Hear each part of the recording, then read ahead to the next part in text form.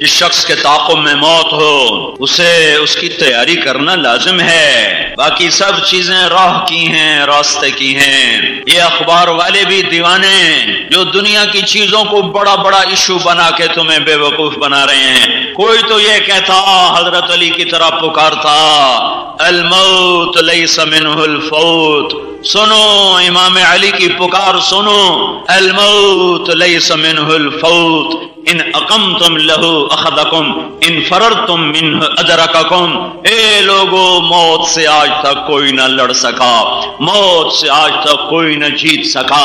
بھاگو گے پکڑے جاؤ گے، لڑو گے پچھاڑے جاؤ گے۔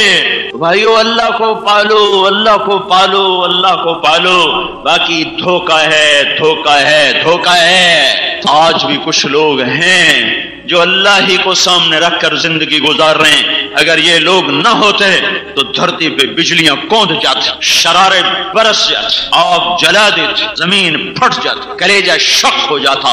اس پہ اتنا زنا ہو رہا ہے، اتنا زنا ہو رہا ہے کہ اگر اس کا اپنا بس میں ہوتا تو یہ پھٹ کے نگل چکے ہوتی۔ اس پہ اتنا گھنگرو چھنک رہا ہے، اتنا گھنگرو چھنک رہا ہے، اتنی عورت ننگی ہو کے ناچ رہی ہے، اور اتنی شراب کی جا رہی ہے کہ اگر اس کی اپنی طاقت ہوتی تو ان سب کو لے جاتی۔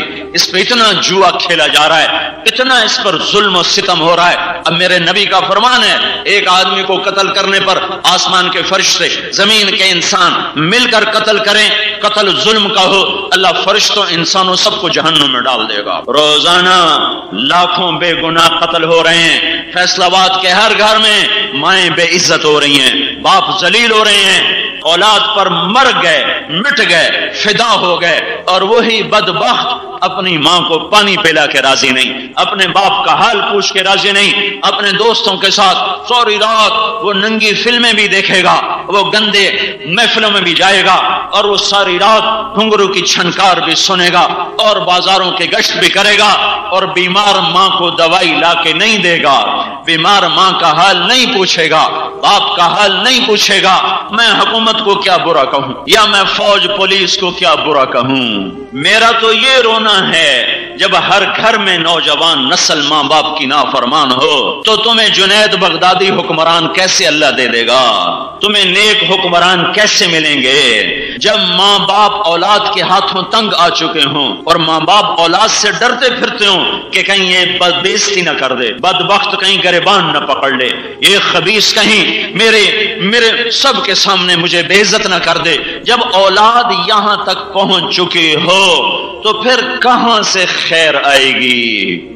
حکومتوں کو برا نہ کہو، اپنے آپ کو برا کہو، اپنے آپ کو برا کہو، کسی کے گریبان مت کھولو، اپنے گریبان دیکھا، اپنے گریبان۔ اللہ اقبال کے درجے بلند کرے، ایسا شاعر میں نے نہیں دیکھا آج تک۔ تجھے کیوں فکر ہے اے گل، دل صد چاک بلبل کی، تو اپنے پیرہن کے چاک تو پہلے رفو کر لے۔ یہ کیا بدبختی کی انتہا ہے، اوروں کے عیب ڈھونڈنا، اس پہ تبصرے کرنا، اس پہ تنقیدیں کرنا، 100 نیکیوں پر ایک برائی دیکھی تو ایک برائی کے بدلے میں 100 نیکیوں پہ کاٹے پھیر دینا۔ او میرے بھائی، تو کیوں اوروں کے عیب دیکھتے ہو؟ اللہ کی قسم، اللہ کی نظروں میں ذلیل ہو جاؤ گے، 2 ٹکے کے نہیں رہو گے، تمہارے تقوی دھرے رہ جائیں گے، تمہاری دستاریں یہ تمہارے قدموں میں گرا دی جائیں گے، تمہارے نماز کے ماتھے کے نشان یہ تمہیں جہنم سے بچا نہ سکیں گے، تمہاری تسبیحات، تمہارے مراقبے، تمہارا علم، تمہارا تقوی، تمہاری تبلیغ، تمہاری حج، تمہاری زکات، تمہارے عمرے، تمہاری تہجد، یہ سب کچھ تمہیں نہ بچا سکے گی اگر تم نے اپنی زبان کو لگام نہ دی، اور اوروں کی عزت سے کھیلنا نہ چھوڑا، اور اوروں کی غیبت نہ چھوڑی، اوروں پر تنقید اور تبصرے نہ چھوڑے۔ میں اللہ پر دعویٰ نہیں کرتا ہوں، میں اللہ کا قانون بتا رہا ہوں، میرا اللہ جس کو چاہے معاف کر دے، اس کی رحمت جوش میں آئے تو چاہے ابو جہل کو بھی جنت میں ڈال دے۔ کوئی پوچھنے والا ہے اور اس کا غیظ و غضب جوش میں آئے تو سارے ایمان والوں کو جہنم میں ڈال دے، اسے کوئی پوچھنے والا ہے؟ وہ سب کو جنت میں ڈالے وہ سچا ہے، وہ سب کو دوزخ میں ڈالے وہ سچا ہے، وہ کافروں کو بھی جنت میں ڈال دے تو وہ حق ہے، اور وہ ایمان والوں کو دوزخ میں ڈال دے تو وہ حق ہے۔ میں اللہ کی ذات کو پابند نہیں کر رہا ہوں، میں اللہ کا قانون بتا رہا ہوں۔ بھائیو بھائیو بھائیو، میرے نبی سے پوچھا گیا یا رسول اللہ قیامت کب آئے گی؟ آپ نے کہا میرے اللہ کو پتا اور کوئی نہیں جانتا۔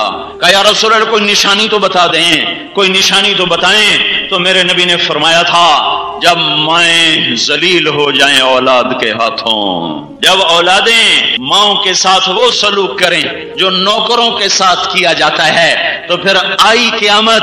میں اپنے ڈیرے پر بیٹھا تھا، ایک ہمارے ساتھ ایک غریب آدمی رہتا، اس صرف 2 ایکڑ زمین ہے، 2 ایکڑ، رحم دین اس کا نام ہے۔